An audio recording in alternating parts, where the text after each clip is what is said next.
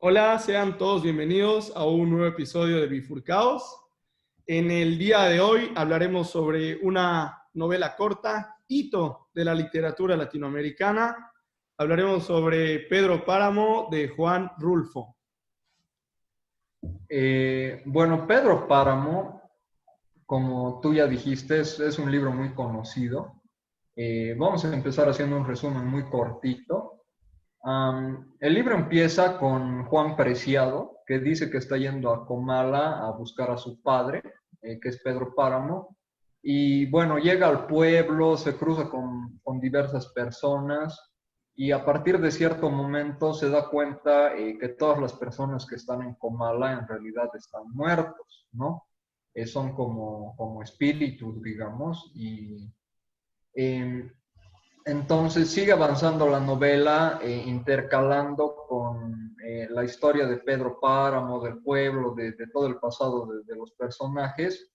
Y en cierto momento el narrador, que es Juan Preciado, muere y se une, digamos, a todos los muertos de Comala. Pero lo interesante es que la narración sigue, ¿no?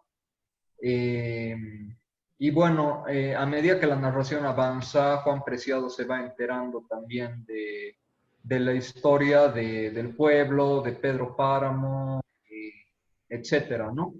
Y bueno, en rasgos muy generales, Pedro Páramo es digamos, el patriarca del lugar, un hacendado muy grande que controla prácticamente todo en el pueblo, que tiene muchos hijos y que es un hombre en general malvado, ¿no?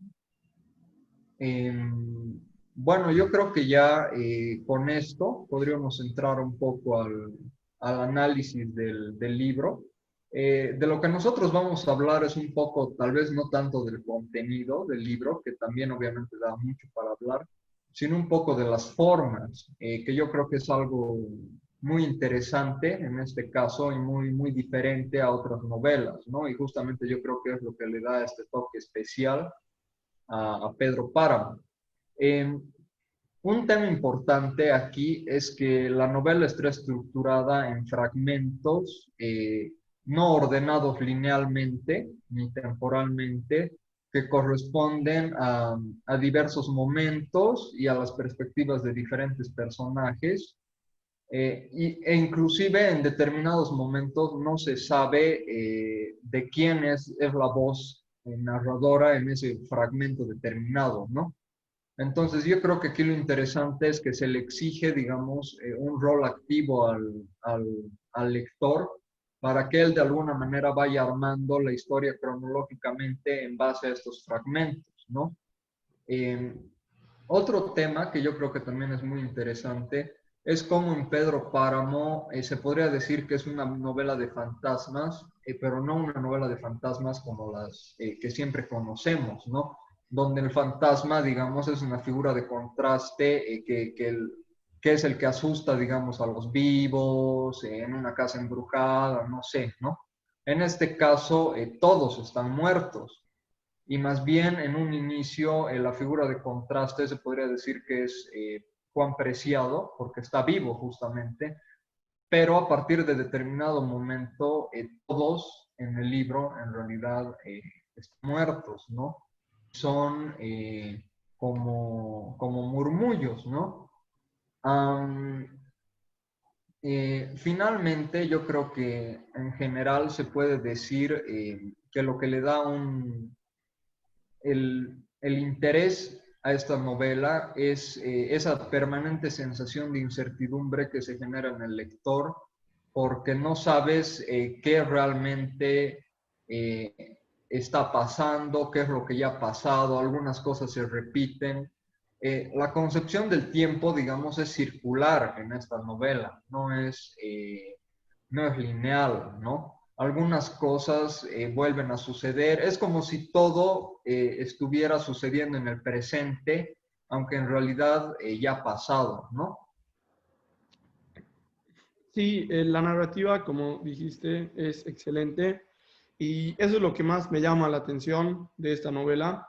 porque yo creo que esta novela marca, ¿no? Dentro de la literatura latinoamericana, dentro de cómo se cuenta una historia, marca algo diferente, ¿no? Como que se desvía y yo creo que juega un rol importante, ¿no? De lo que es la literatura en general. Y mira, es un libro de 1955, se publicó, y ya desde el principio te viene la confusión, ¿no? Como dices, esa incertidumbre, esa zozobra. Lees la primera oración y dice, vine a Cómala porque me dijeron que acá vivía mi padre, un tal Pedro Páramo. Lees esa oración y, ok, así como no conoce a su padre, vine a Cómala, es como que empieza ya, desde lo vamos, ¿no?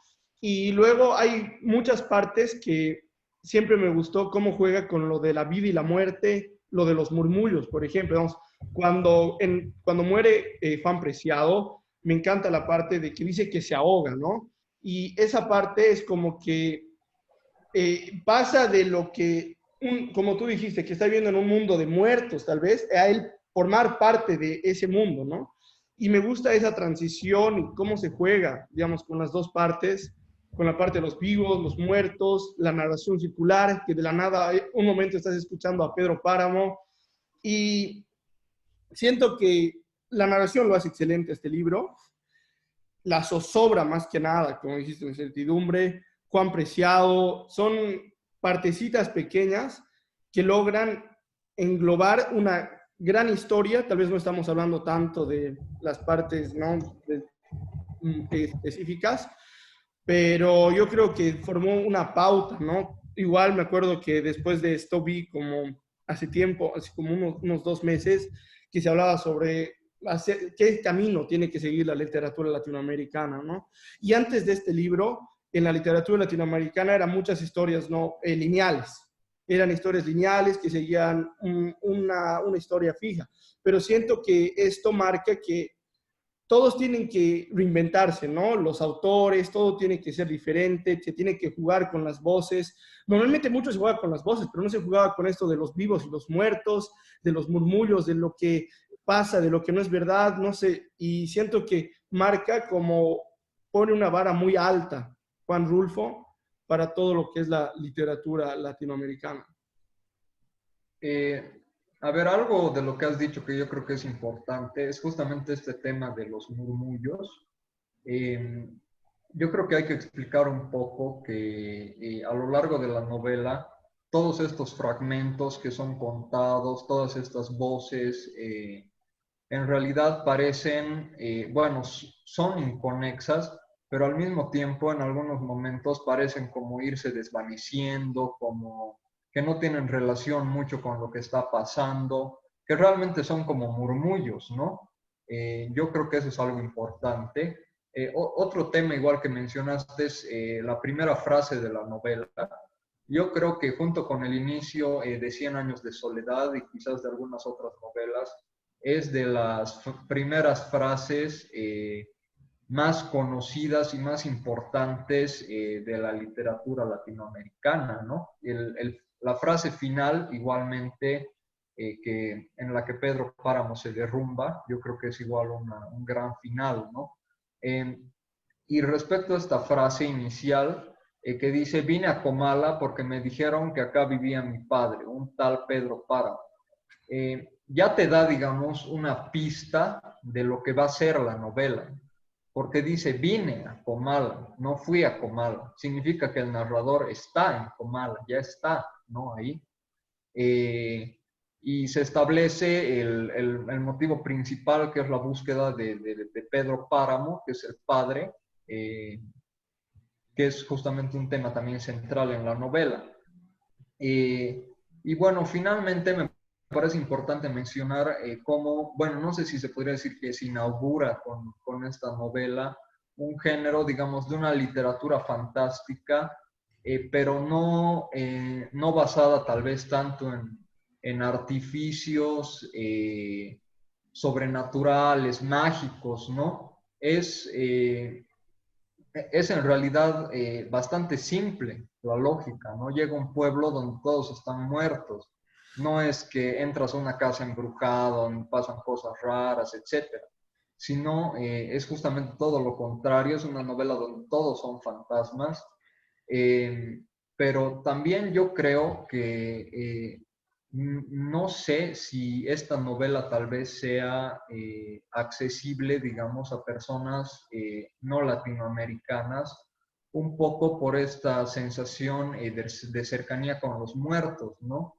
Que siempre hay en los países latinoamericanos con Todos Santos, eh, e igualmente en México, ¿no? Esto es algo muy importante. Y yo creo que también eso marca un poco la identidad mexicana, latinoamericana de esta novela, ¿no? Sí, exacto, un poco terminando con tu punto, yo creo que esto está muy arraigado, ¿no? En la cultura mexicana y hasta simplemente muchas veces Pedro Páramo se convirtió en mucho más que el libro. Me acuerdo que cuando hablaba con mi abuela hace años, que le decía, estoy leyendo Pedro Páramo, ella no se acordaba de un libro, me decía de la película o de lo que es la cultura mexicana en general. Y como dices, tal vez mucha gente dirá, pero ¿qué tiene que ver esto con la cultura mexicana, no? Pero esto de los muertos, este sincretismo, ¿no? Sincretismo que tiene entre la vida y la muerte que existe en México.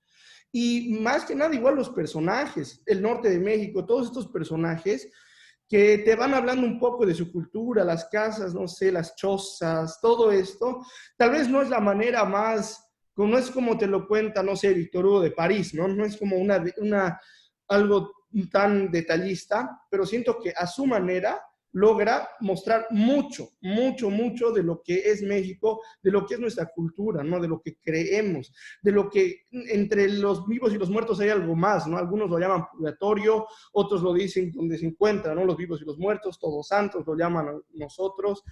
Y yo siento que es un claro ejemplo, ¿no? De esta cultura, de nuestra cultura. Y un poco tal vez como muchos productos bolivianos que tal vez nosotros a veces decimos, no, no sé si lo entienden afuera. Yo creo que esta es una buena manera, es un gran ejemplo de que sí, hay un poco de llegada, ¿no? Para algo bien arraigado. Tal vez para esa literatura, para ese cuento bien boliviano, ¿no? Que a veces decimos, no van a entender afuera. Yo siento que sí, Pedro Páramo tuvo el éxito que tuvo, ¿no? Tal vez en países, ¿no? Como España, Argentina, que no se vive tanto esta idea. Yo siento que sí podría haber cupo para algo bien boliviano, ¿no? Para grandes historias, nuestras tradiciones antiguas, ¿no? Eh, sí, justamente me parece muy interesante todo lo que dices ahora. Y bueno, para terminar por mi parte, me gustaría mencionar un poco todo este tema del contexto mexicano, histórico un poco. En realidad, en Pedro Páramo, el tema principal es justamente la historia de Juan Preciado, de Pedro Páramo, de Comala, etcétera.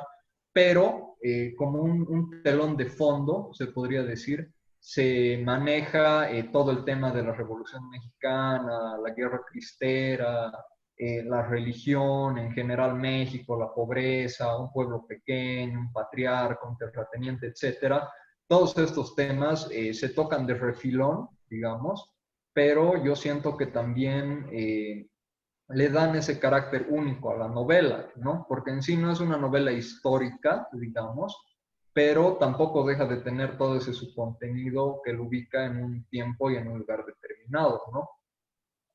Bueno, eso sería por mi parte, no sé si quieres añadir algo más. No, igual por mi parte, creo que ya dimos con un análisis no más amplio, que tal vez no al contenido en sí, pero yo siento que es una novela que engloba mucho, la verdad. Cuenta mucho más de lo que está. Y es una novela corta, tal vez eso nos olvidamos decirlo, que es una novela bastante corta y no es corta en contenido ni en análisis, más bien todo lo contrario. Totalmente. Bueno, solamente recomendarles mucho leer este libro de Juan Rulfo, que en realidad tiene una obra literaria pequeña, quizás en comparación a otros escritores, pero que es muy trascendental, ¿no? Lo poco que ha escrito ha logrado realmente tener mucha llegada. Y bueno, como siempre, si les gustó, denle a like al video, síganos, nos pueden encontrar en YouTube, en Facebook, en Spotify, en Instagram.